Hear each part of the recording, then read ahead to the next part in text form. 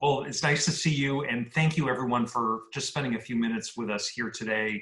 I know you all have had an incredibly busy school year so far. Really, since March, things have been totally upended, and you all have been doing a fantastic job at meeting the moment and ensuring that our kids can continue to receive a good education all across New Hampshire. So I just want to thank you for what you've done to look after the health, safety, and well-being of students and your fellow team members at your schools. Clearly, this year presented a really unprecedented challenge, and despite the years of experience of our educators and administrators, there's really nothing in the professional training that would have prepared you for everything that you have faced since March. No playbook for this. There wasn't a binder on the shelf that you could just pull off and dust off and turn to find the roadmap.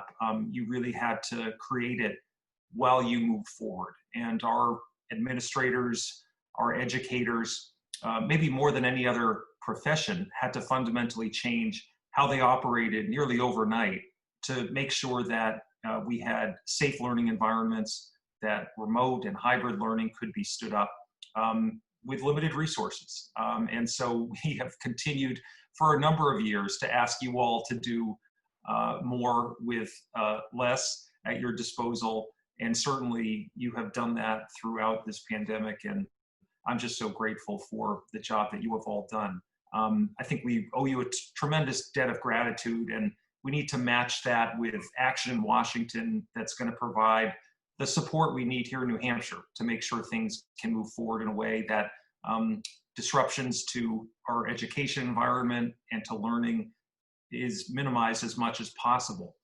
We did pass a major relief package recently that was signed into law by the president 2 days ago. There's some important provisions in there, including some money that's available for different educational programs. But I think we need to continue to fight for the kind of direct support for states and municipalities that wasn't a part of that piece of legislation. I'm worried about our budgets over the long term and making sure that our communities that are seeing a disruption in revenue right now, that our state has the type of support we need from Washington to make sure that critical services, especially education, can continue to move forward. So that's something that I hope we can address in the new Congress next year.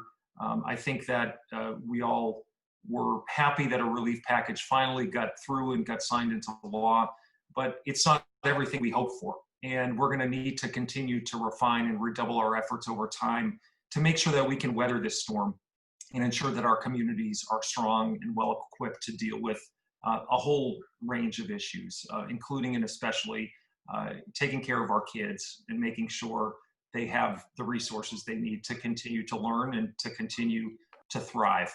So with that, I'd love to just open it up to a little bit of conversation, and maybe you all could give me a little bit more of a sense of what you've been going through in your role, and then we can sort of have a little bit of back and forth. So maybe Amy Jean, I can start with you, and if you just want to tell a little bit about what's been going on at your school, and how things have been going these last few months, I think that would be really helpful.